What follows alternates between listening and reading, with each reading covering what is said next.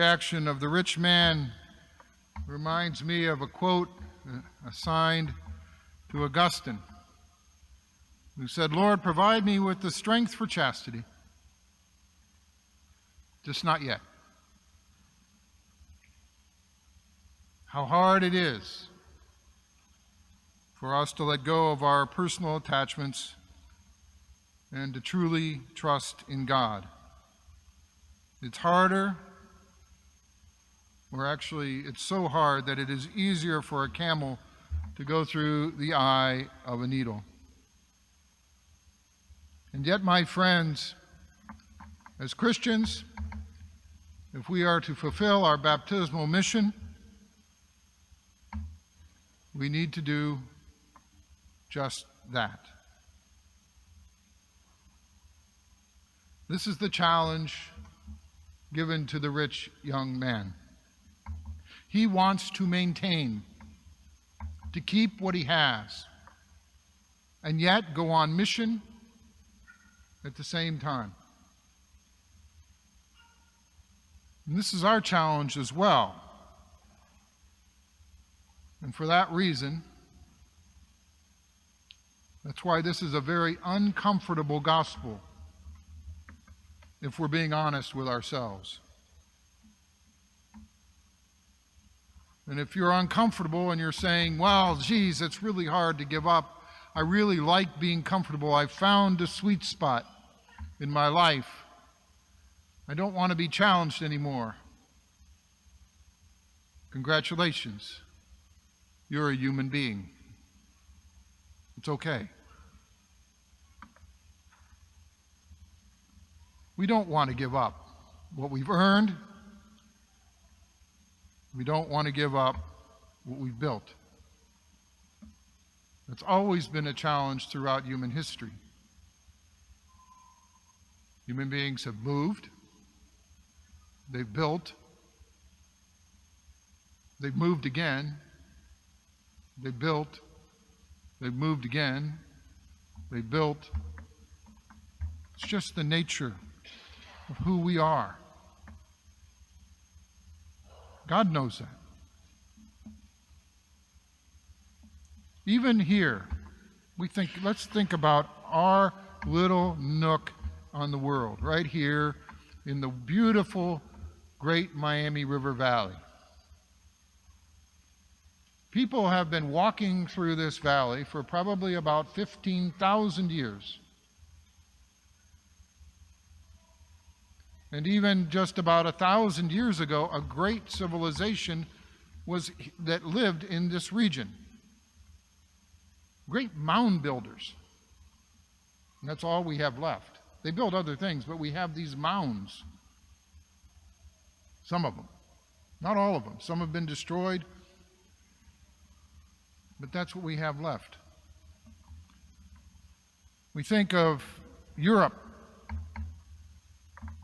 Over the last 2,000 years, we think of Christianity even, outside of our region. You know, if you go to England, these great monasteries that were built, that existed for hundreds of years, and there's just walls of stone that's left. No roofs, all the wood is gone. Because what we build as human beings is not permanent. What God builds is. You know, as European, those of us of European descent or who are not indigenous, part of the people who lived in this region for thousands and thousands of years, and even they came from different parts of North America, in and out and around over those thousands of years. It's only been about 200 years that the people of the city of Hamilton have lived here. You know, just a little over 200 years ago, there was a fort built here and some huts. And yet over 200 years, the city has grown, declined, grown, declined. It's changed. Catholics moved in, built a church. More Catholics built in, most of whom spoke German, so they built a German church that spoke German. Where I come from in northeastern Ohio, and actually half of my family, people moved in and they built a church in west side of Cleveland, where they speak Polish. And even today, here at St. Julie's, our large community, or half of our community here at St. Julie's, are immigrants who their first language is Spanish. And so we have a Spanish community here. Vibrant. But our communities have changed because, again, we're mobile people. Very mobile. This is the reason why we have the Beacons of Light process that's currently going on in our Archdiocese. We can sit here and say, well, where is everybody in our church? Why aren't our masses full here in Hamilton? And we've been through this in Hamilton before, this constant change. Well, I would answer, demographics have changed where people are. I mean, many of the people are out at St. Max. St. Max is only, 26 years old, and it's a mega parish. Or I'll tell you where many of our relatives and friends are. They're down south at a parish that's younger than St. Max and 3 times as large. People move and change. We build new parishes, mega parishes, that have thousands of families. Unfortunately, that means some of where they came from, those parishes may decline. And those demographic changes are not just church changes, they're cultural changes as well. We have families that are smaller. Okay? So we don't have as many folks. But that doesn't mean that the mission of God doesn't continue. And that's the challenge. And that's why we have Beacons of Light, because we have to reimagine always and constantly. How do we reimagine church? Capital C church. Capital C church is not a building. Capital C church is the people. People, here, there's the church and there's the steeple. Open the doors and see all the people. The people are the church. And the people are on a mission. We are on a mission. And so we should always be mission focused, not maintenance focused. Not inwardly focused, but outwardly focused.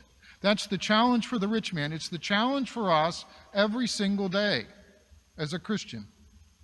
It's not easy. I like to tell the confirmandi and bring this point up when they're going to say yes to being a Christian, a Catholic Christian. Look at the Stations of the Cross. That's the life you choose. That is a tough, tough life. There's a lot of sacrifice. You're going to fall down. A lot. I fall down all the time, every couple seconds. And it's miserable. And just like our psalm, on our responsorial psalm, we're going to do it joyfully. We're going to do it with great love. Because we know where we're headed on our mission. And we want to bring people with us.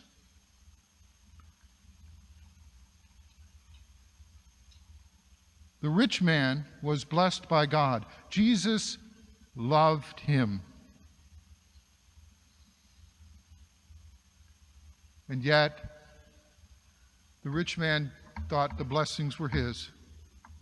They weren't his. They weren't built by him. They were given to him by God. And he wasn't willing to suffer. At the end of today's gospel, Jesus says we will receive 100-fold. Mothers, brothers, and sisters, and lands. And there's one word in there before the end. And persecutions. It won't be easy, but we have to do it together. Because that is our challenge and that is our mission. As we go through this process, we have to do it together. As a Christian, we have to be a participant because it is our mission. How can we mission better? Are we willing to do so and to trust in God, who is already leading the way and who has, for our sake, this master of the multiverse,